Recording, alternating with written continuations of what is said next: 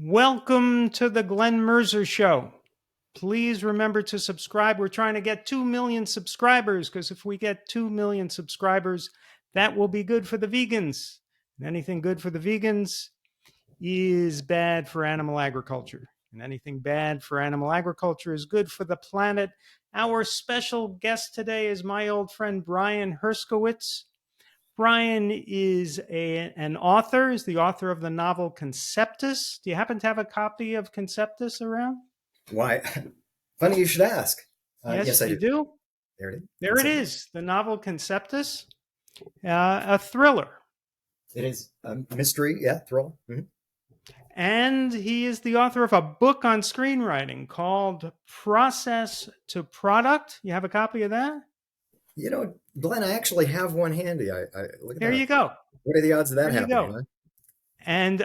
And Brian, I am actually interested in optioning Process to Product to make a movie of it. You would be the first. A movie about how to write a screenplay. There aren't any of those. Not that I can think of. Although, wasn't there Barton Fink? Wasn't that about that? Well, wasn't he a playwright in that movie? I don't remember. No, I don't remember either. Okay, but it was a good movie. It's time for a second one. I think there's room for another. Sure. Yeah. We'll talk after. And Brian is also a champion in the fields of Brazilian Jiu-Jitsu, which isn't easy to say, and judo. He's a competitor in that. So let's start by talking about that. Sure. When did you get interested in the martial arts, Brian? I started judo when I was 6 years old. That would be 1964. Wow. So I've been doing it for a while. This is my 59th. Were you being bullied at school? No. First grade? No. Did you? No, and after that, never again. No. My brother was diagnosed with dyslexia. My older brother, we're 18 months apart. And the eye doctor had suggested that he do something for eye-hand coordination. And he was saying, take karate or boxing or judo. And we'd never heard of judo before, didn't know what that was.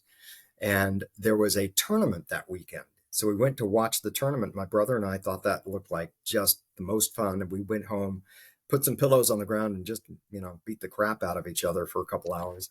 And that was kind of it. From that point on, we joined a local dojo and started training, and we didn't look back. We were both in the Olympic trials in 1980. So you were both equally good. He was actually a little better than I was. He's got really, he got a little more beat up than I did eventually, but yeah, he's an excellent competitor. And but we both made it to the trials. That was the year 1980. That was the year that Jimmy Carter was president, right? And the Russians had invaded Afghanistan, and we didn't go. So we didn't make the team. But had we made the team, we wouldn't have gotten to go anyway. So that's right. That was my sad tale of the Olympics. Yeah. So in a way, it was a break that you didn't make the team, or you would have been very disappointed. I was disappointed anyway, but yeah. And I was disappointed for those that did make the team. There were, you train your entire life for an athletic event like the Olympics, and that, you don't often get a second or third chance. There are some competitors that can, but generally, you gotta get on with life and do other things and become a professional. And, that kind of falls by the wayside. So. Well, you have done that. You've gotten on with life. You've become a screenwriter and a director and a producer and a novelist and an author of a nonfiction book on screenwriting. Mm-hmm. But here's the strange thing, and I don't know if you're aware of this. You have continued with the martial arts. I was aware of that. Yeah, I have. You were aware of that. Okay. I was. I haven't competed. You still compete. Yes, I haven't competed for 6 days. No, I fought in a tournament a week ago. What is basically the California State Championships. Uh-huh. They have weight and age divisions now for the older guys like me, but I also still fight with kids. So I'll go and I'll compete against who are. So here you are in your 60s, mm-hmm. fighting with people how old? Everything from about 17 to 35, 40. Now, when you get in the ring, I guess they call it a ring? On the mat. It's on a, When it's you on, get yeah. on the mat with a 17-year-old Yeah. who presumably is about your size, Yeah. Usually my okay, size. you get in the ring with a 17-year-old who's about your size, Uh-huh. and he's probably going to notice that you look older than he does. Yeah. It's the walker that gives me away. It's the walker. Now, Yeah. are you allowed to hit him with the walker? I wish that were true. No, Yeah. it's yeah. They usually So have a. so you get it. I'm trying to get into the mind of that 17-year-old, thinking Oh, I guarantee you I'm they're going to thinking beat up Grandpa here. Wait. exactly. I had one guy I was working out with who this was just a workout who turned and said, "Well, this is just elder abuse," and Yeah. then I threw him shortly thereafter. But at that point he was he thought he was being serious. He thought So he was what happens psychologically when you're fighting someone 40 years younger than you? And for them does or for does it? me, What's that? for them or for me. Well, both. I Both. How have does no that idea what work goes through their psychologically? head. For me, I I I don't have the same abilities that I had when I was 20. I don't, Uh-huh. but I'm still able to move and compete with the kids to a certain degree. This same tournament last year, I fought two kids. One was probably 20, the other may have been 26 or 27. Beat them both, and then I lost two matches. So I took third in Hmm. what was the California State Championships. These are also black belts. These are people that know the sport, and that for me, it's a part and parcel of challenging two things. One, challenging the idea that age is a deterrent to being in good condition and Hmm. in being alert and able to move. I saw recently, I think the AARP did a video where they asked a bunch of millennials, and maybe not even millennials, maybe younger, what do you consider old? And they said, oh, 48, 52, 70. And they had all these different answers. And then they had people, those ages come out that were remarkable in whatever field, like a dancer or a gymnast or a Hmm. weightlifter, or and they would come Hmm. out and they'd say, okay, just do what I do. And these kids were just wiped out, and it totally Hmm. changed their perspective about what is aging. Right. And I like that. I like the idea that uh, I can go onto a mat and people go, oh my gosh, they're what is that old dude doing out there? And then perform, and people look and go, okay, all right, he's legit. He's out there for a reason. But for me personally, it's about challenging myself. The One of the things that I discovered is as I've gotten older, and the weight divisions stay the same, but then of course they put you into different age categories as you get older. There's very, very, very, very few people left in my age group. So I'm often, going to competitions and there's nobody to compete with. So I started Uh-huh. looking at it and going, you know what? I'll just compete with the kids. I'll get a workout. I'll be able to move. I'll be able to, stay in shape. And it motivates me because And there are without, no rules against that?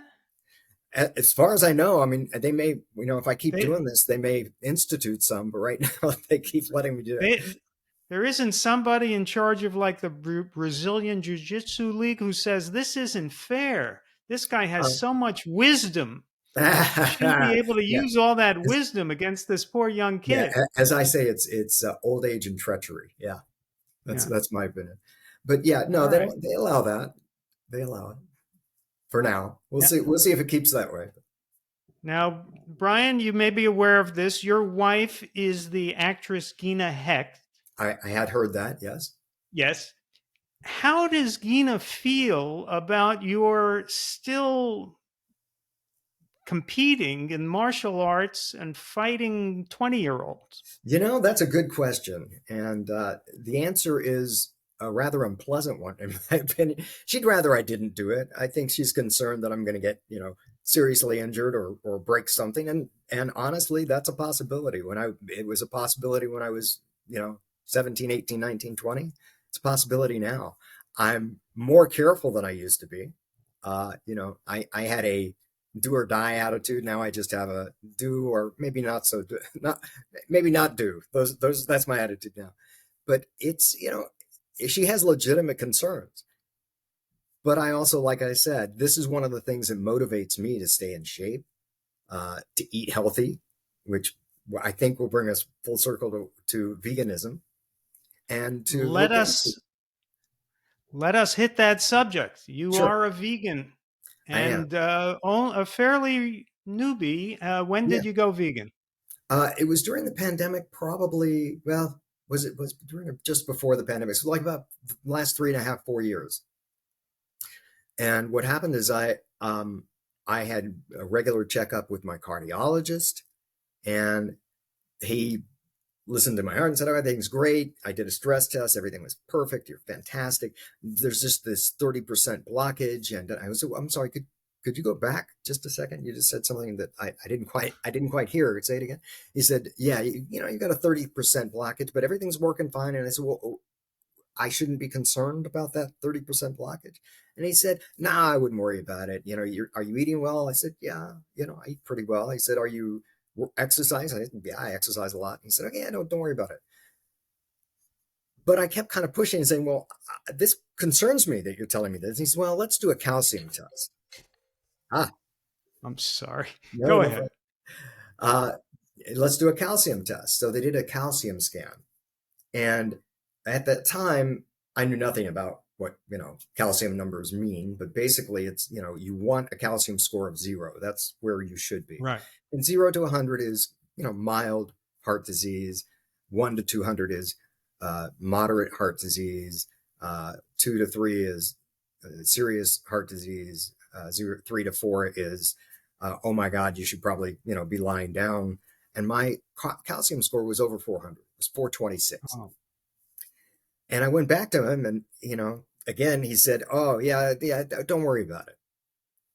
But statistically, at 400 and above, you have a 95% chance of a serious heart event in the next 5 years. And that didn't sound very pleasant to me. And I started looking into, is there anything that I can do to at least help with this issue that I had? And I was already not a big meat eater. I didn't eat any red meat. I don't, but I did. I was somebody who ate chicken, and I did eat fish. And I ran across a documentary called, I think it's called Game Changers. right. And it was a documentary by a mixed martial artist who had a somewhat traumatic knee injury and had to have surgery, and was doing research on things he could do nutritionally to speed his healing. And he started looking at different things that he could do, and he found an article that was talking about the gladiators and how the gladiators were primarily plant-based eaters. And that intrigued him, the idea that, these who were considered at the time the fiercest, most honored warriors in the world were plant eaters. So he started doing research, and one of the things that made a lot of sense to me, plaque is caused by inflammation, and inflammation is something that can be helped by diet. And one of the great ways that you can limit inflammation is by limiting or getting rid of meat-based proteins. And he started doing research in that, started talking to other vegans, people that were, strongmen, competitors. There was a woman cyclist who was still on the cycling team well into her 40s and competing at the Olympic level. There were, ultra marathoners. There were all these different people. And I went, well, if there's a shot that this would help me either, stop or even reduce the calcium in my arteries, I'm gonna take a shot at that. And I have a daughter who is has been an ethical vegan for many years, and became a vegetarian when she was 2.5. And she was all about this as well. She was very pleased that I'd made this choice. But she is also a scientist and studying does animal ethics, law, and behavior at the University of Edinburgh's School of Veterinary Medicine, I think it is. Hmm. And, she looks at the ethical concerns of how animals are treated, particularly as, in agriculture and in farming. And she's right now doing her dissertation on, how can we treat animals that are in captivity at zoos better? How do we make them more, feel more at home, I guess, is what she's trying to do. But, she is another one that was talking about the problems with what is happening with animal and farming and agriculture, and how that is one of the major impacts on the planet. And, probably the one thing that we could all do to make the largest single difference would be to be vegan. It would, make a huge impact on the environment, also the quality of life of animals. It's one thing to say you love an animal, and then go to McDonald's, and Yeah. eat a burger. We've all done it. I've done it.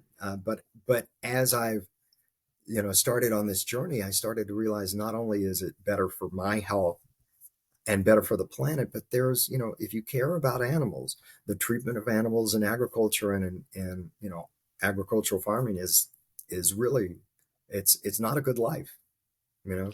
It is not. Now, I want to get back to your daughter and the ethical issues, but first, let me ask you, Hmm. since you went vegan, have your cholesterol numbers gone down? Have you gone back for a calcium test again? I What's have not happened? gone back for calcium testing. My cholesterol went ridiculously low. It went from, I even with I've been on what are they called, Statins? I'm sorry, statins. Yes, I've Statins? been on a statin for years, and when they found the calcium, they upped the dose. But I still think my calcium, I mean my cholesterol went from about 178 to 112. Wow. Yeah. It's up now a little bit more. It's probably in the 120 range, 125 range, but still Mhm. significantly lower than it would be if I hadn't been vegan, I believe. Right. And it's also changed the LDL, HDL levels and made the ratios better, Very good. which is just another, very important measure. And I don't know if it's done anything to my calcium score. Although I do know that the last time I went to my cardiologist, he listened and he said, okay, so, you've got about a 20% blockage. And I went, well, that's interesting. It was 30% before. So it's, I don't know Uh-huh. how he's measuring it. I don't know how they Uh-huh. do that. And I don't know how accurate it was, but I went, well, that's down. I mean, and that's a good thing. Well, So, what did he say? When going from 30 to 20 is a 33% he didn't say anything reduction. What did about he it. say? Yeah, not a thing. He didn't say anything. Not He a just, thing. no, just, it was Did just he a show any curiosity about what you're doing with your diet? not so much. I told him I had gone vegan, and he was like, "Oh, okay, that's good, that's good." But he didn't really have a strong, opinion of it one way or the other. There's a I think, remarkable lack of curiosity in that yeah, man. yeah. I'm actually So seeing let's against talk him. about your daughter. Yeah, She becomes an ethical vegetarian at the age of 2. 2.5. Yeah, How yeah. did that happen? Well, she was a huge animal lover at that time, and Okay. we had been giving her, again, fairly healthy food. I don't think she tasted sugar until she was like 4, and when she did, it was like, what is this strange magic? How do I get more of that? But at the time, uh, we would give her turkey dogs. Was one of the things that she would eat, and she, or a chicken dog or something like that. And she was eating one. She said, "This is good. What is it made out of?" I said, "Well, it's made out of chicken." She said, "The animal chicken?" I said, "Yeah." That was it. Never touched another Uh-huh. bite. And she has to this day never eaten meat. And Wow. to the degree where, I do eat some of the plant substitutes that, taste like, look like meat. I'll have chicken strips and, the Beyond Burgers. She won't, doesn't have any interest, doesn't want that, doesn't care for that flavor, doesn't want the feeling of Right. that flavor, of that texture. And I respect that. I do, What, she's, what's fascinating is that at the age of 2.5, yeah, she makes this connection and decides that she doesn't want to eat animals. And Yeah. now, as an adult in Edinburgh, it's Yeah. still, in a way, her career. Yeah. I mean, she's a writer, actually. And she's here in Los Angeles working as a writer and then doing that on her spare time. And also she volunteers at the Aquarium of the Pacific, where she works with animals there. So Uh-huh. she's a little bit of all over the place, but those are her two big loves. The entertainment industry, and then being being good to animals. Uh-huh. And since you've gone vegan, Mhm. how has your life changed? Well, you know what? I mean, Friendships, family, has it changed anything? not too much. For a while there were those people that would kind of scoff. When I'd say, well, I'm vegan, I'm not going to eat that, and oh, come on, have a bite. It's not going to kill you. That kind of thing. But overall, people have been pretty respectful. My brother, who I mentioned, is also an athlete, and The he, the the the martial artist brother. yes, he had to retire from the sport. He has rheumatoid arthritis, Uh-huh. and one of the things that I was telling him was about game changers and the idea that it limits or lowers your inflammation in your blood. And he was like, yeah, I don't know. I don't know if I could, be vegan. Anyway, he watched the movie. Halfway through it, he was standing up and saying, I can do this. I can do this. So he became vegan, and he was Yeah. very, very strict about it. Um, so it's changed people around me a little bit. But honestly, the one thing that I was concerned about is, I had always had this vision of being a vegetarian or a vegan as, it's going to be really hard to find good food, and I'm not going to enjoy the process, and when I go out to eat. But that's changed significantly, and more restaurants are catering to people that are vegetarian and vegans. There are more substitutes that sort of approximate the taste and feel. And Hmm. I don't miss the meat at all. What, if anything, I would say physically I feel better. Right. I don't want to get into too much detail, but my intestines are working really well. Everything is great Hmm. there. It's just, and I feel, and this is something that's really hard for me to quantify, but I feel like I have better endurance than I did Hmm. when I was eating chicken and fish. Um, Yeah. and I'm not, it's not something that is, religious with me. It's not something that I'm, fervent about it. It's just something that I feel confident is better for my body. And the byproduct of that is that it's better for the world. And I don't mind Yeah. that at all. I don't mind that as a byproduct. Now, when I used to live in LA, Mhm. maybe once a year, you and I would go out for lunch, Right. and I was the vegan, and I would order the only thing on the menu often that I could order. Right. Um, and my question is, do you remember thinking, geez, this guy is strange? How does he go through life like that? Do you remember having any feelings then about what it's like to be with a vegan, and now you're in that position?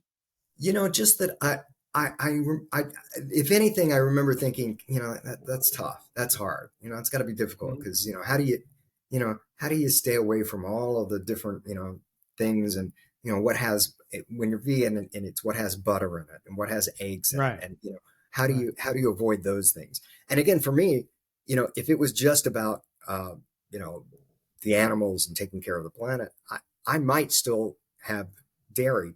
But the fact is that dairy farming is also a huge problem and a huge impact on the environment. And for me, right. it's about the animal protein. That's in eggs, that's in butter, That's so right. it doesn't help just to be a vegetarian in that regard. So I, I I gotta say, Glenn, it has become easier since you were out here. It is something Right. where I can pick up a rock, and I can hit about 7 purely vegan restaurants within a 10-block radius of my home. Well, then they're going to think you're an enemy of the vegan restaurants. Don't do that. Yeah, I won't do that. I won't do that. But they Okay. have, I mean, everything from, vegan Thai restaurants to vegan burger places to a home cooking place called Doomie's that has, fake fried chicken and, Right. mac and cheese, and delicious. I mean, really delicious. Uh-huh. I would eat it if I wasn't vegan. The same with some of the Thai food. I mean, there's really terrific options out there now, and that just weren't around. Even Kevin Hart opened a new vegan restaurant, and it's I think it's more than a trend. I think people are waking up to the fact that we're it's 11:59 and 30 Yeah. seconds in the world, and we're not going to be around much longer if we don't start paying a little bit more attention to what are we doing to our environment, what are we doing to our ecosystem, what are we doing to animals. And Right. we're you know I'm sure it's there's still two camps. I mean, just as there are two camps that don't, the camp that doesn't believe in climate change, I'm sure there are people there that uh, don't believe that there's anything wrong with eating meat, and that we're not damaging the earth and it's fine. But there's just overwhelming scientific evidence that we are, and that we're getting really close to the point of no return. And it's interesting. My daughter, a lot of her attitudes in terms of what is good for an animal, what is good for the earth, and what is good for people have changed. And one of the things that changed for her is hunting, where she was, such an absolute, horrified that people would hunt.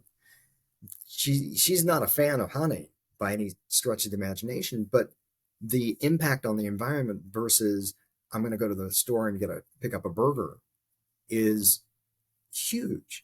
And the amount of waste in that world, and the amount of byproduct waste, and the amount of damage to the environment, it's just she would and for the animal, the torture that they go through, and I hate to put it that way, but it's torture, is horrific if you've ever seen videos or photos of it, as opposed to a deer that's in the wild that lives its life having doing a grand old time, and bang, it's dead. It is not something that is a as horrific as it sounds as it is to to the farming industry. So Right. yeah. Let's talk indie film. You're Yeah. still in that world of indie Boy, film? I'm still trying. Yeah. Still And still how has it changed in the last 20 years? well, and more so in the last 4 or 5 because of COVID and because of what's happened there. The big thing that happened is when COVID struck and everybody was stuck at home and they were looking for entertainment, the streaming services, came up as the white knight on their stallion, and saved us in a way. Everybody turned to Netflix. Netflix was already an 800-pound gorilla compared Right. to the studios.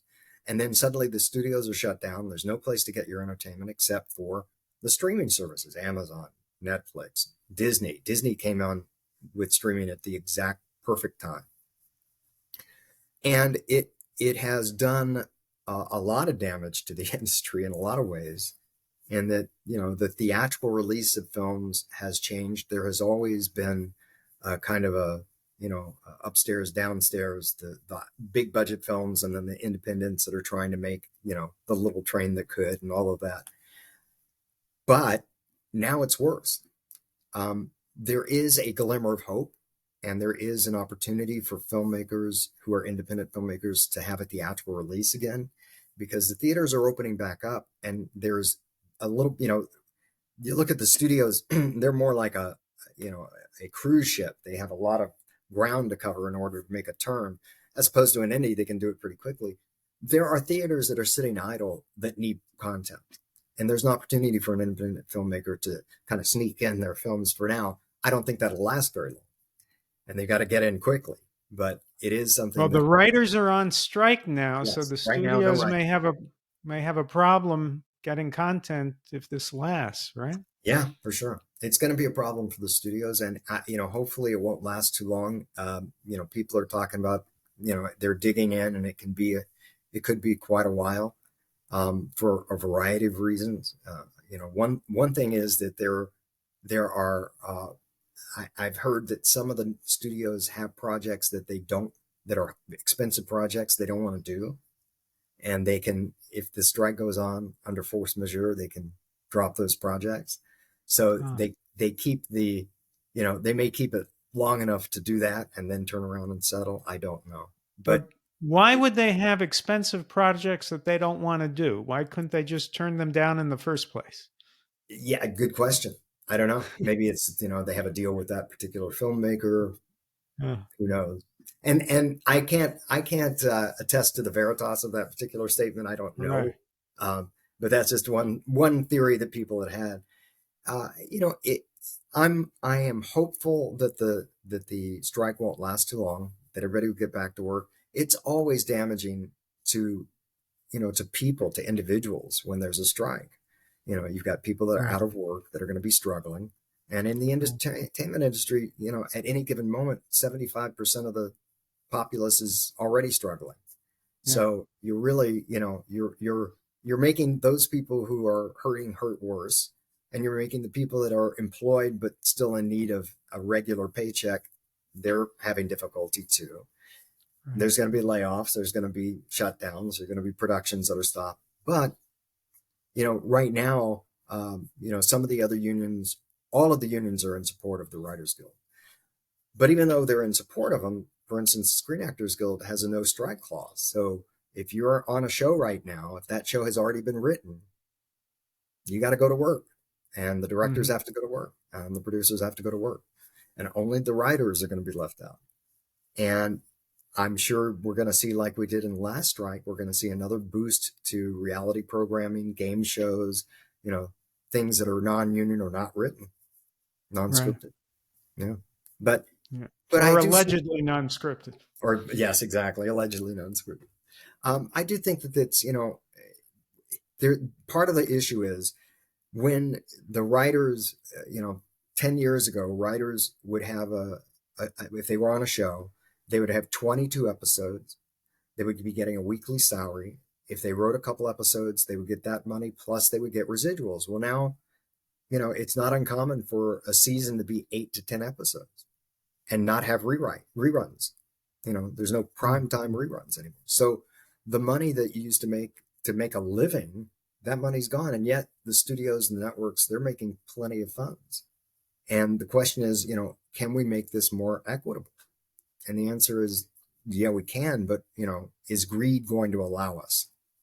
Right. And I think ultimately, one of the other things, and this is another difficult subject, is that there's now all this AI that's coming up Oh where man. they're talking about, we can just plug in an idea, and AI will write a script for us, and we can just shoot that. There's no writer. We can do that. I think that would be a disaster ultimately. Now, what do they call it? Chat GPT? Is that it? Chat GPT. Huh? So, so like if that starts writing shows, Mhm.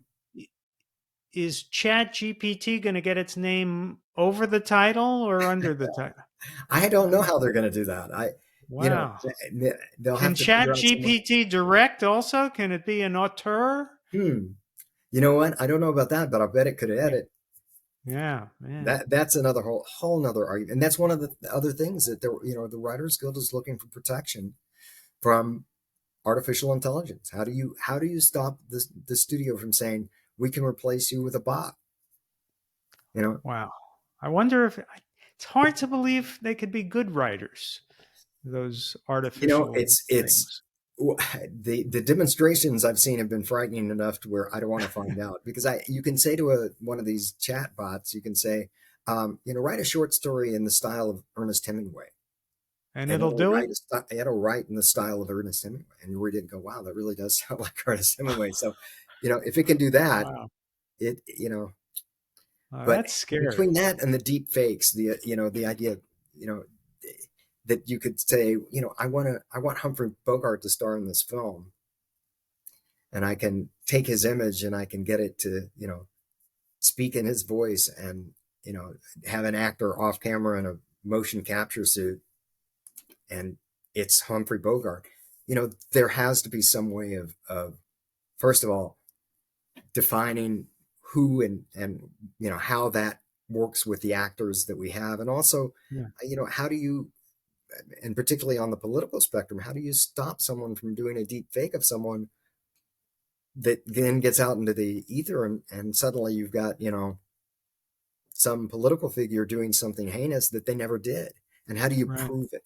How do you, Yeah. how do you stop that from being a thing? And right now, that's a scary question out I think so. I think technology has gone a little one step too far, at there. Yeah. least. Um, when I first moved to LA, I got into the Writers Guild, and I had never earned more than like $6,000 in my life. And I Uh-huh. got a blind script deal with a studio that used to exist called Lorimar. Sure. And I was going to get the first big check of my life. And then the writers went on strike.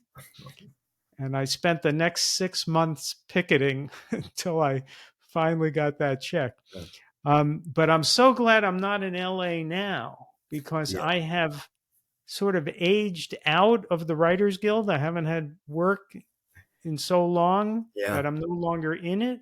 Yeah. So if I was in LA now, Mhm. I wouldn't be able to go picket. I mean, when Right. you're so unemployed that you can't even go on strike, That's that's tough. not good. Yeah. That's That's a not hard good. one. Yeah. So I'm avoiding that here.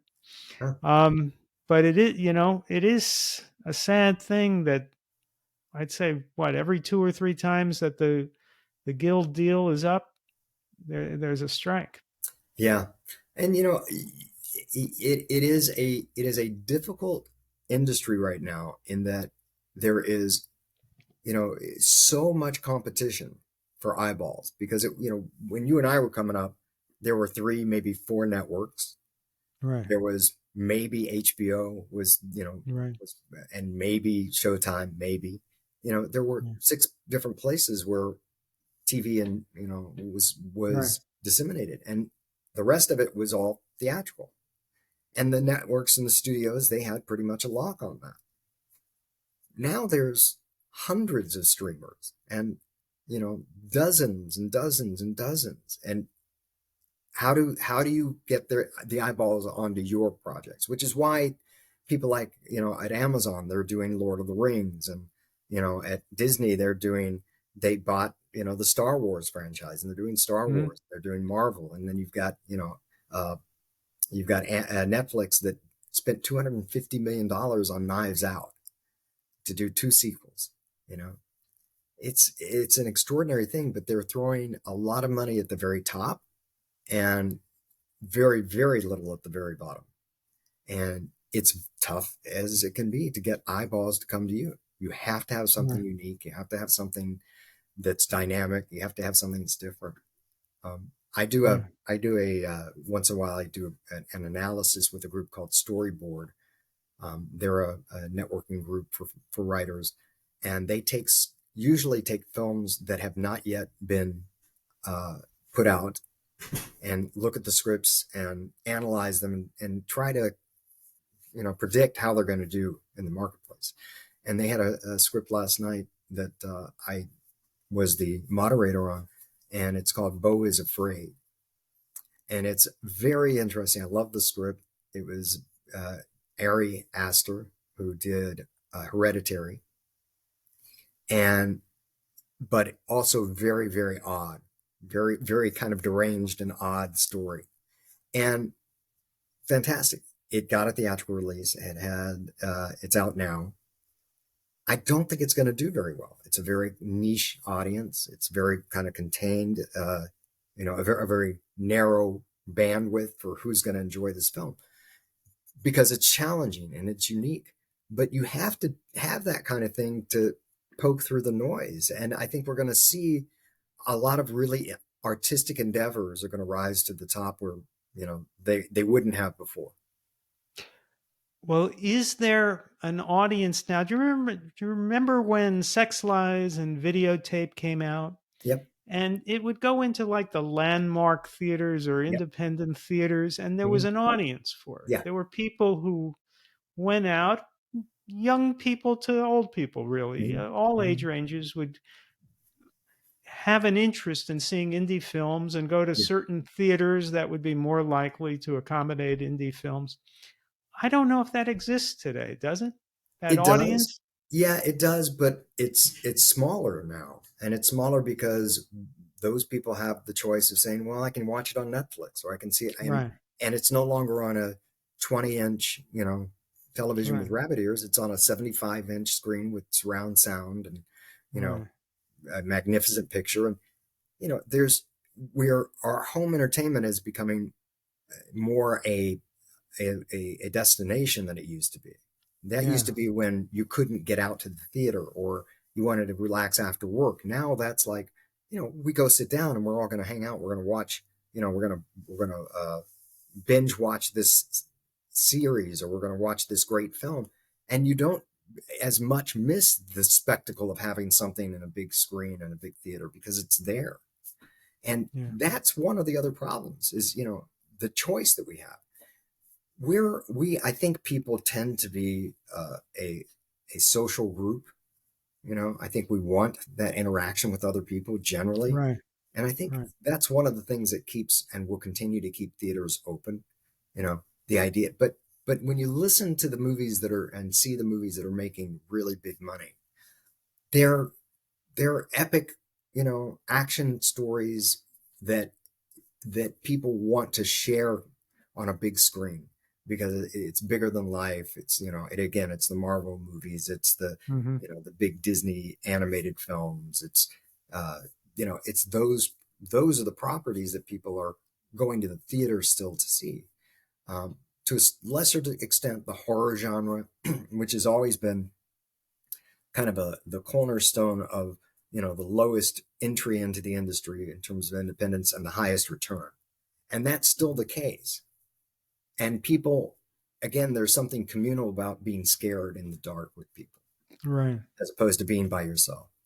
There's also something communal to laughing at a Mm-hmm. comedy. Yeah. When you watch a But really for some witty reason, comedy and you're home alone, no, but there it's is not some the same. reason that comedies are also a little more difficult than they used to be in terms of the theatrical releases, because there are now so much offerings, on every channel now. But a lot of for some reason, I don't know exactly what this is. A lot of the streamers are not all that keen to do a lot of horror. So right now, horror is having a resurgence in the theaters. So it's doing pretty well.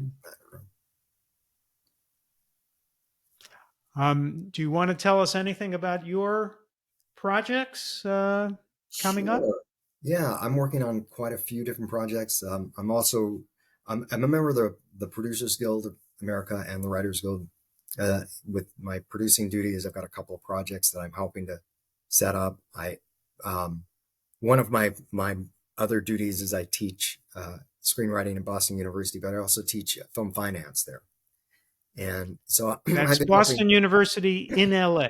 in LA. Yes, yeah. So don't go in Boston looking for me. I won't be there. No. I'm over here in LA. But one of the things that I'm doing is I'm trying to help a few different projects find financing, working with different funding sources, including my own. And I have one film that I'm working on right now called Before Moonrise that I'm really excited about. Jason Alexander, mutual friend of ours, is attached to be in the film, and it's a very small budget. I guess you could call it a micro budget film, but I think it's a very different take on the werewolf mythology, and I'm excited to get behind the camera and direct it. It's from a script that I wrote, and Are that's you one. coming out for or against werewolves? I'm absolutely for. Okay. All No, right. it's more psychological thriller than it is horror. This particular script, and it's more of a I don't know if you remember the old commercial. Is does she or doesn't she? Only her hairdresser knows for sure. It's kind of that. Is this kid really a werewolf or isn't he a werewolf? And it's an examination of that and what are the psychological ramifications of someone who thinks they're a werewolf. What would cause that? I'm And guessing Jason doesn't play the werewolf. he is the psychiatrist Okay, there you go. who is analyzing the werewolf, deciding whether or not he's insane or a werewolf. Okay. Yeah. So if you like that idea, keep in touch. Coming soon to a theater near you. And did you write the script? I wrote the screenplay. Yeah, I Okay. did. Well, And good luck with that, and thank you so much. thank you for joining us today. Thank you. Stay vegan. I shall. Try to try to bring a few more along. As you Not my say, brother. That's one down. that's one. We keep working on it. It's getting close to midnight, as you say. Yeah, it really Well, is. thank you again, Brian, Thanks. and we will see you soon. Thanks a lot. Take care. Bye-bye.